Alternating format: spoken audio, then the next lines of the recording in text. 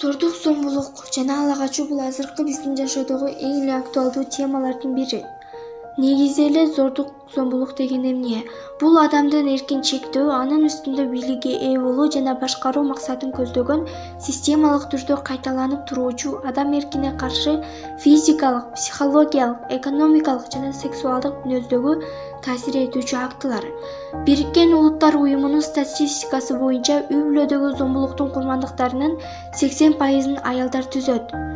Башкача айтканда гендердик көйгөй. Кандай гана таң калыштуу болбосун, мындай мамилелерди көптөгөн адамдар балдар күн кечиришет дагы зомбулук болуп жатканын билишпейт.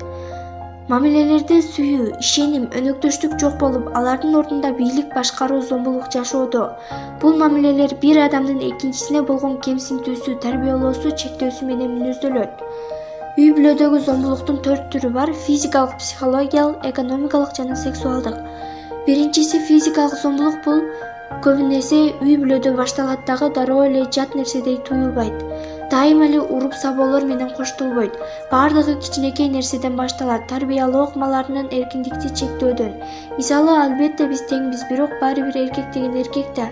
Сен эмне анча жасанып алдың, свиданияга баргантасыңбы, телефонуңду неге мага көрсөтпөйсүң деген сыяктуу. Физикалык зордук дегенде уруп-сабоо, ал гана эмес, өлтүрүп коюуга чейин болгон учурларды айтабыз. Бирок башында айткандай бардыгы кичинекейден чогулат. Түртүп жиберүүлөр, эркин чектөө — бул дагы физикалык зомбулукка кирет. Психологиялык зомбулук — бул зомбулуктун эң жаманы жана билинбегени.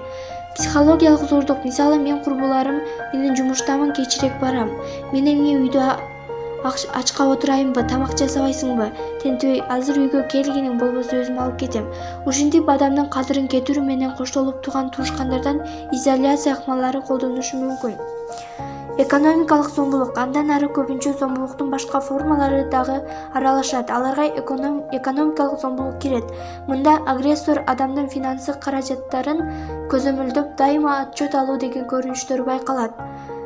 Сексуалдык зомбулук. Бул дагы бир зомбулуктун билинбеген формасы, жубайлар ортосундагы сексуалдык зомбулук.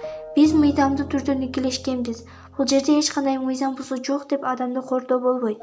Башкача айтканда, макулдугу жок кошулуу — бул зордук. Мисалы, эгер сен менен болууну каалабасаң, анда сен мени сүйбөйсүң же башка сүйгөнүң бар.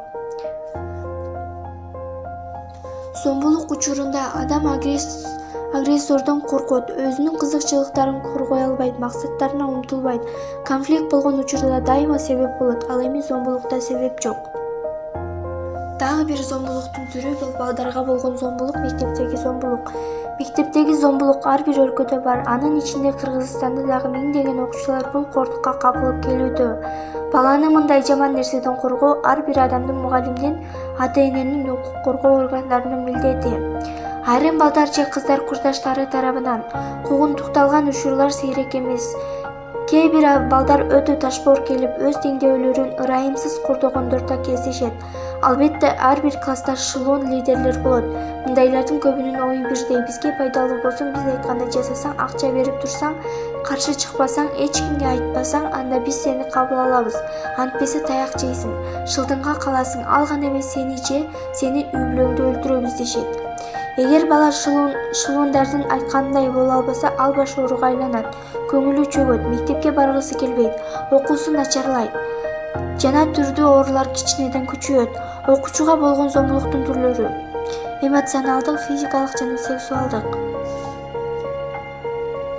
Зомбулукка бул офузалоо, уруп-согуу, эркиндикти чектөө, каралоо, жактоо, кемсинтүү, коркутуу жана мажбурлоо кирет. Эгер кимдир бирөө сени же бирөөнү кемсинтип жатса, ишенген адамыңа айт, байкеңе, эжеңе, классташыңа, досуңа. Эгер кемсинтүү тууралуу ата-энеңе айт. Мектепке тиешеси бар адамдарга, класс жетекчиңе, завуч директорго, жогорку окуу жайларда болуп жатса, укук коргоо органдарына кайрыл.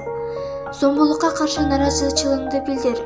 Коопсуз мектепте окууга ар бир бала укуктуу. Ыймандуу адам зомбулукка жол бербейт. Жана дагы ушул эң эле актуалдуу темалардын бири — бул кыз ала качуу. Бул никелешүүнүн түрү.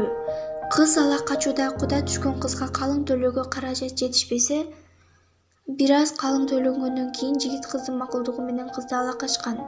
Жигиттин атасы урукташтарынан кишиерчитип кыздын атасынын алдына түшкөн. Эгер азыркы учурда кыз ала качуу бул кыздын макулдугусуз болсо, анда кылмыш болуп саналат. Ала качкандар жоопко тартылат. Жана дагы бул боюнча жогорку кеңеште мыйзам кабыл алынып жатат. Кыз ала качуунун айынан көптөгөн үй-бүлөлөр кайра ажырашып жашап кете албай жатышат.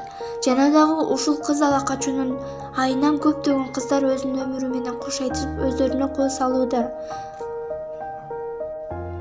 Көп учурда кыз ала качуу бул өспүрүм жашка жете элек кыздарды ала качат. Кыз ала качууну адам урдоого теңеп 10 жылга абактыга кескен. Азыркы учурда закон чыкса деле, бирок өспүрүм жашка жете элек кыздарды ала качып жатышат. Жана ушул нерсени токтотуш үчүн көптөгөн митингдерге чыгышкан, бирок будан эч кандай жыйынтык болгон эмес. Азыркы элдин максаты бул зордук зомбулукту жана ала качууну токтотуу жана алар ала качуу салт эмес деп айтышкан.